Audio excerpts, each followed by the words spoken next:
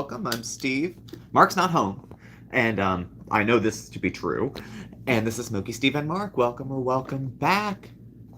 Happy, what the hell day is it? Friday? Is it Friday? Happy Friday. TGIF indeed.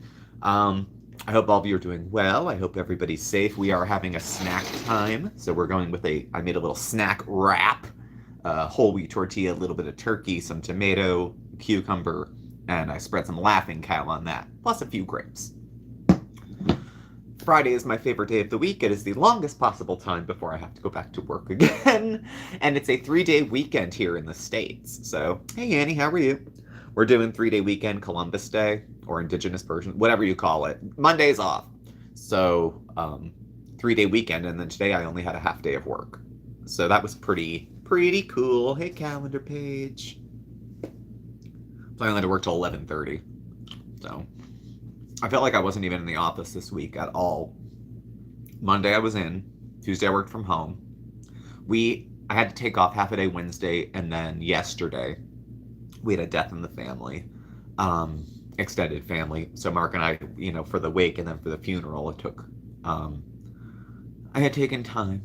So that's about it. Glad it's the weekend. I'm not starving to death, thank God. And don't worry, she's not starving to death either. So, oh my God, you don't have the big C, do you, Annie? COVID's not. You don't want to play with that.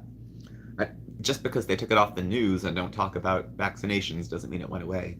You can stop broadcasting the weather, doesn't mean the rain will stop. So, Pixie, hello. Sandra, hello. Counting the days till we get a week off. No rest for the weary, huh? Oh, thanks, Kathy Ann. It was my mom's sister's husband, so it was my uncle. He went very quick. He looked fantastic at the wake. We're Catholic, so the wake was the night before. He looked so good you want him back. And he was a very I am who I am, this is me, warts and all kind of guy. And well liked. There was a lot of people there. He has a big family. I had some family come up out of town, and then some folks I hadn't seen in a while. So that's what we, Ugh, yeah, I've known a few people who've had the big C lately. It's not a pretty, well, I mean, it's never been good. COVID's never been a good thing to have, but. So I was, since I got home early, keeping up a little bit, and I was doing some research on Our Fair Lady, so there were a couple of topics about her I wanted to touch on. One, about how she was popping up in Pete's chat and reclaiming her territory, if you will. She also did what started as a members-only live, and then I think she opened it to everybody. Done in silhouette or whatever, as usual, saying she was home alone, but then Sala came home, like, halfway through the live. So, I don't know. Thank you, Sharon. Thank you. So just to touch on those things. During her live, she touched on some hot button issues, and I think Chantal actually did well. There's some, like, attack words that people have for chats. Like, if you say transgender, if you say Charlie Kirk, if you say certain things, it's going to get a reaction, and people were baiting her with that stuff. And she was responding, but she wasn't reacting, really. It was a nice change of pace for her, unless I zoomed past it. So, hello everyone who's just coming in. So, Pete's. Now, for anyone who's not around, James, who is most colloquially known as Pete's, is a friend of Chantal's who she has known for a very long time, since high school. They've known each other. They've worked at the same job, and they lived together prior to her moving to the Middle East, prior to her moving to Kuwait and then Syria. It's always seemed like, I think, to a lot of people that she takes advantage of Pete's, or that Pete's is a doormat, that he'll do whatever she says. And he'll say he doesn't mind, but it looks like he minds. And he says he doesn't mind, and then he looks more owned and demeaned. So Pete's has had, his own journey as much as everyone else. At the moment, he's kind of laying low as far as life goes. And, pay to watch, I love it, Shauna. And Pete's has discussed trans identities for himself. he's played with clothing that's typically gendered and stuff like that. And he's, just put his toe in the water, it seems like. So she was in his chat, and she was basically trying to control the narrative. People in Pete's chat, because Pete has a chat, and it's not hugely attended, but the people that are there are usually there very specifically to bait him about questions for Chantal or just whatever. So she pops in there all of a sudden now, and they're quote BFFs. People were poisoning Pete's mind with negative thoughts about Chantal, trying to remind him that she treated him poorly.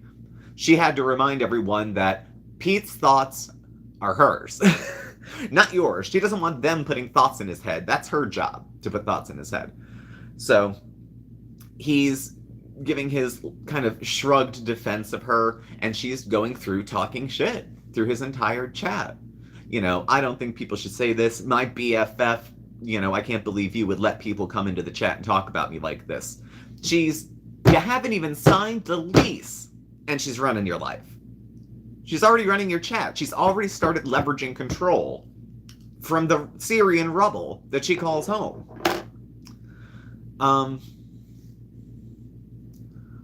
The way she lines him up as a servant, she does. Now, the thing is, if Pete's was in on it, like I think Villa the first time, the bulk of the financial responsibility fell to Chantal. I think Pete's job was kind of, to get the door, bring me stuff. She probably said, "You're to be my slave." No, just kidding. Which means she wasn't kidding.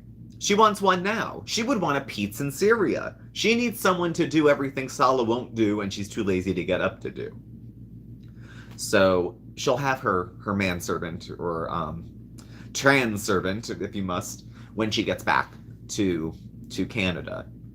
Pete's has very little to no income, and it's fixed as far as I know. He doesn't talk about going back to work, so he's just gonna contribute his little bit. Yes, the control game is strong with her. The control game is very strong. She needs to keep unfavorable opinions about her out of his chat. She needs to triangulate him against his chat and make him side. Who are you going to side with? Some randos on the internet or your BFF? Now, mind you, she allegedly hadn't talked to him for like pretty much years after she screwed him over with the villa and left him high and dry, with very few options for his own housing, but that's not her problem. Her moving back is now his problem, I guess, because they're going to be, it looks like things are going to happen. It looks like, I don't know. She's giving very few details on the apartment, not whether it's a 1 or 2 bed. No, it'll be doxed within a day or two. She's sloppy. Very sloppy. So I don't know. I have absolutely no idea what they will do. Because, like, I don't know. I couldn't retire right now. Not well. If I died right now, Mark would be okay for a while. Because he would get my life insurance and pension and all that other stuff. But, yeah. So her exercising control is very Chantal. It's very not new of her. And it's not surprising that she's back into the swing now that she's put her toe in the water. She's reclaiming the situation. She has 4 years worth of deprogramming to reprogram into Pete's. You don't want him thinking something of himself. You don't want him thinking he's someone that he can have an opinion. You don't want that. You want to have a little doormat. And so we went into the chat and told our doormat how his friends are going to talk about her. Fucking unbelievable. Turkey wrap, homemade.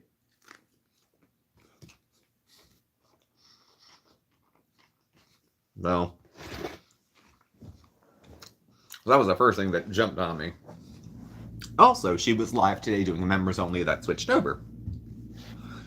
In her live today, the members only, there was a lot of fireworks. A whole lot of fireworks. Rapid fire fireworks, off and on. And she was, playing it off, whatever. I wonder if it didn't make her a little scared because she threw on her camera, and it was, keep me company. Home Alone again, keep me company. So it's the chat's job to make a video happen. Because if they don't participate, she'll shut the camera off. So, hey, Corey.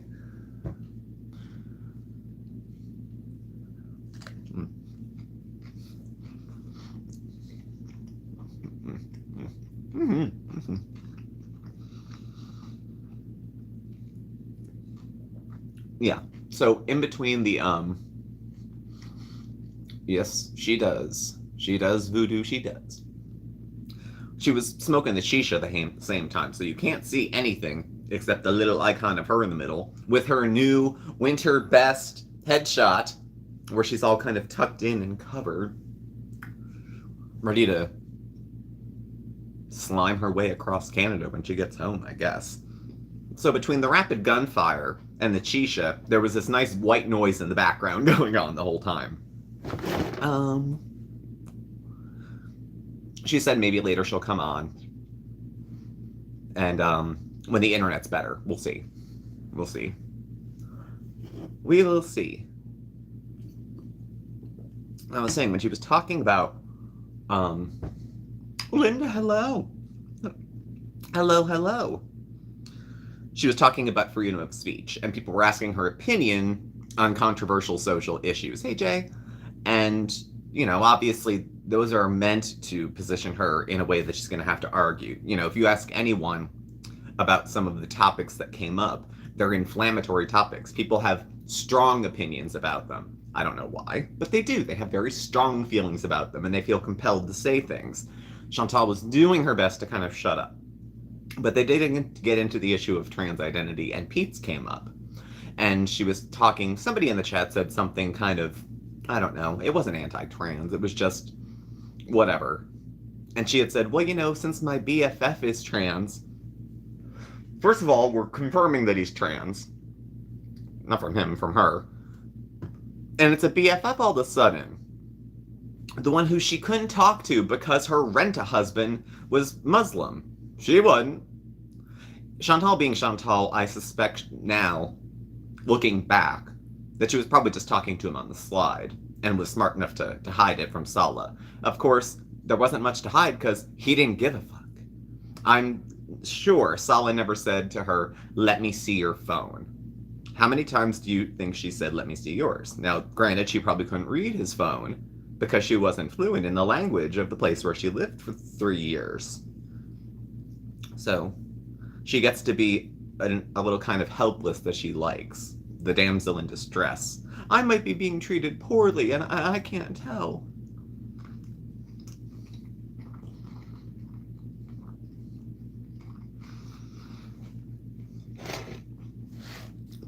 Upon defending Pete's and the whole transgender thing, she turned toe in the same breath and said, I really don't understand it. When somebody who drops money is in her chat, then there's going to be bullshit. Because she will, Chantal's opinions and stance on many things, and how aggressive she can get. She will hear something from somebody who dropped her a buck that they disagree with, and she will be the most diplomatic you've ever seen in your whole life, because she doesn't want to fuck up the gravy train either. I mean, she screws herself over a lot, but when it comes to her money, she knows, it seems like, when to shut up. She gives extra special attention to people in the chat who are mods and who've donated a ton and who kiss her ass. And it's one thing to like people in your chat, it's another to suck up to them or to try to triangulate relationships all over the place. Sala's happy right now because she's leaving. She's happy because she's leaving. He's happy because she's leaving. So everybody's in a good mood. So in the background of this her being left alone stream, he pops into the thing. And she's like, see, as soon as I put online that I was home alone, he came home. So he was there the whole time, and she was just making up stuff for attention. Or he was out briefly and came back. I don't know. She's very... Live and let live. Live and let bees, somebody put in the chat, when it comes to all these sort of controversial issues that were coming up. So, whatever. As far as Pete's goes, I have to say shame on Pete's. I'm not surprised that this is the situation that they're finding each other in. But also, while it's not surprising, it's very disappointing. I would have hoped that there was some growth. Apparently, Pete's learned nothing, and she didn't either. I would like to think that the two of them being something of a exclusively non-exclusive kind of item is something that keeps them out of the dating pool for everybody else. So no one else is going to accidentally date Chantal or Pete as long as they keep each other company. I don't think moving back in with him and all this body talk, Villa 2.0 is not something I think that's going to be happening. People are gunning for it. They're ready for her to go home and take off that hijab and be bald and a mess and get stoned and run her mouth and say something blatantly racist or wildly anti-Semitic, because that is her way. That is her way. Nobody learned a thing. Everyone was just like, oh, that happened. Let's get back into it. Like, does Pete remember her taking his money, his YouTube money from his first channel because she blew all her 20 grand, so she needed his 1,500 total to pay the rent? That's Chantal. Chantal is all there for you. She'll do everything, but it comes with a catch. Chantal she offered to pay the rent. I will cover the finances. I make so much more, blah, blah, blah. Then when she blew all her money, she hit Pete's up for his money because it's the least he can do. She's been paying everything all along. Now that money left him broke for the month. Didn't matter to her. She needed it. You could ask her for the same amount of money, and unless she's trying to suck she's not going to give it to you.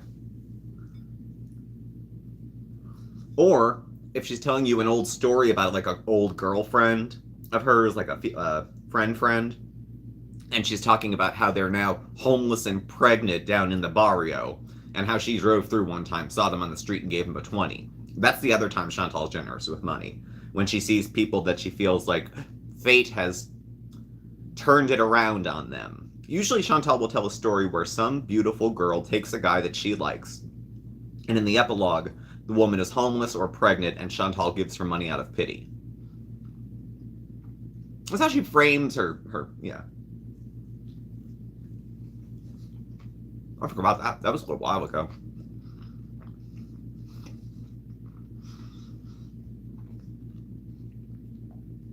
So, she does feel bad leaving Julia. She says she'll be, like, present from afar. Everything that Teardrop, one of her viewers, says, she's all but cupping their genitals at every comment they make. She thought maybe she would leave the live on by herself because she was home alone. So I thought we were staring on the barrel of another 6-hour live when she was just going to leave it on. It makes her feel like there's evidence, witnesses, friends. I don't know. I mean, if I was home and lonely, if I had something to say, the camera goes on. If I have something to talk to friends about, and it's, friends in the community, then I would turn the camera on. But if I was having, like, a personal problem, health, relationships, I'd probably text a friend or a family member or somebody else. She gets frustrated with people who turn her life into content, but that giant, I shit the bed story, no one else can talk about that because it's making fun of her. She can talk about it, but nobody can react to it at all. You humiliate yourself for attention, and other people can't point that out and make a nickel pointing it out. Of course they can. Of course they can.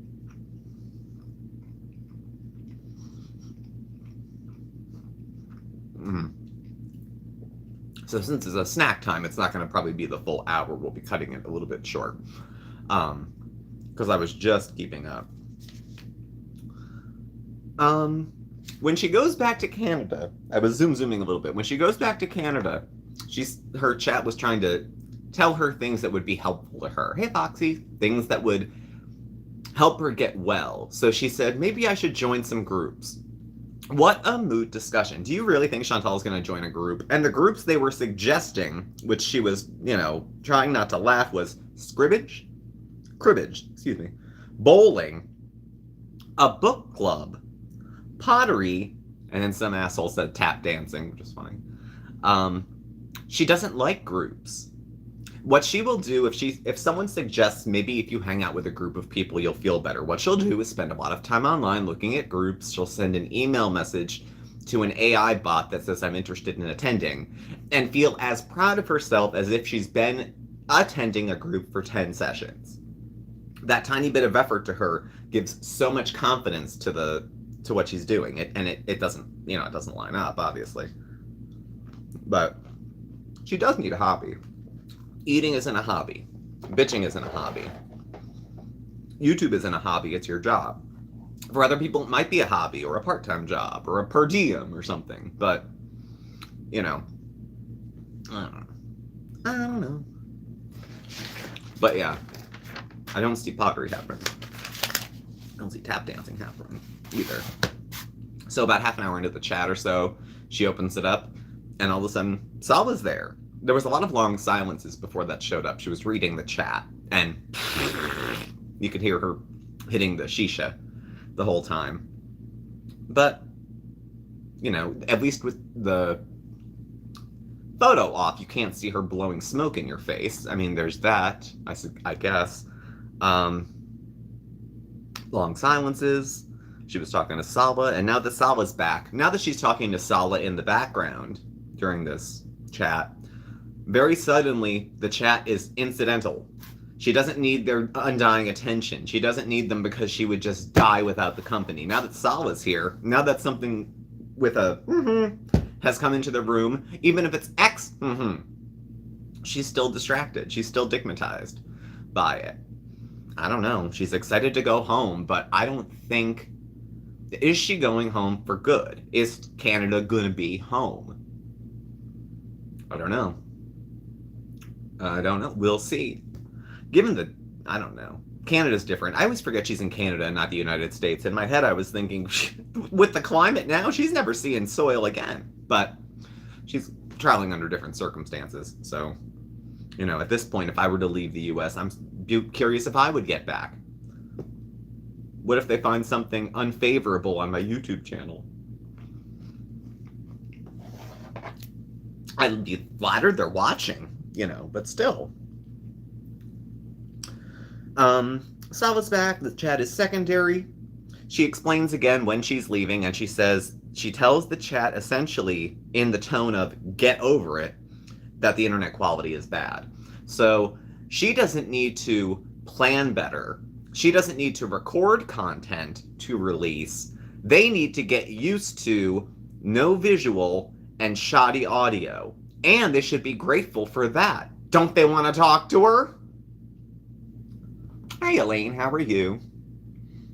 We're hanging in, Elaine. We're doing all right.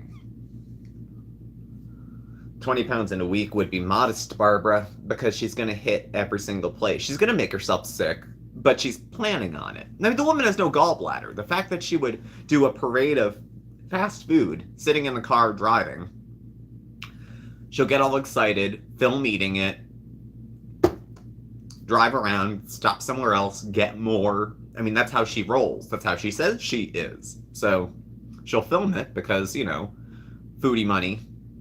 Her mukbangs aren't quite what they were before. They used to be kind of sloppy, messy, and dramatic. And her mukbangs, when they were coming out of Syria, while she was still slovenly, just because she was in a outfit doesn't mean that she was really behaving too much differently with her eating. Still giant mouthfuls. Nothing demure about her eating. Nothing changed when she went to Syria. She still eats with a shovel.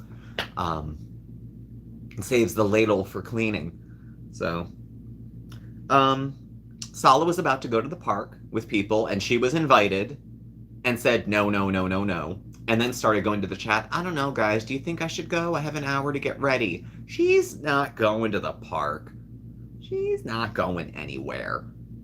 She says she misses the kids. She doesn't like being alone like that. She cannot wait to be away from all these people. Wait till you hear the kind of shit she says about Sala and his family once she's crossed the pond. When she feels like there's safe distance, she'll say something. She'll bring something up. And, I don't know. Her last thought that she was sharing was, I don't know, Canada. I don't know what's going to happen. She started to say 1 week before leaving and then got cut off by the chat. So the last thing that popped through was that there was Lolcow Live I was watching. There was just Charlie Gold had put a video up from Lolcow Live, which I'm not as familiar with, but a friend had sent me some screenshots and a video and some other things. And I forgot, as part of the discussion, I forgot what a bigot Chantal was, and then I forgot about bigotry on YouTube. It seems like that stuff hasn't come up as much in a few years. When Charlie was more popular, and Chantal was running her mouth, calling her an ape, yeah, there was accusations. I don't know Foodie's heart, but she said some racist shit. I'll tell you that. She can call it stupid, she can call it a misunderstanding, she can call it a microaggression. When you call a black woman the name of a gorilla, when there's all those other things you could have said, there's so many other names you could have called a person. You could have talked about her weight, her gender. You could have talked about her attitude. You could have talked about the smell. You could have talked about the quality of her videos. No, you compared her to an ape. So, yeah, you're going to get shit for that. No matter what your intentions were, that's enough to catch shit. And it should be. Whether or not you're a bigot, you're a moron. You shouldn't say things like that. I don't care how angry you are. And you don't just get to say, well, I didn't mean it, or I took it back, so you're not allowed to be mad anymore. Charlie Cole with it as well. I would think the other comment was worse. Charlie Cole was pretty bad. And it's just coincidence that she looks like a bigot. It's just people putting thoughts in the heads of the people in her chat that she's like that. It's not really her at all. It's a big misunderstanding. She's the victim.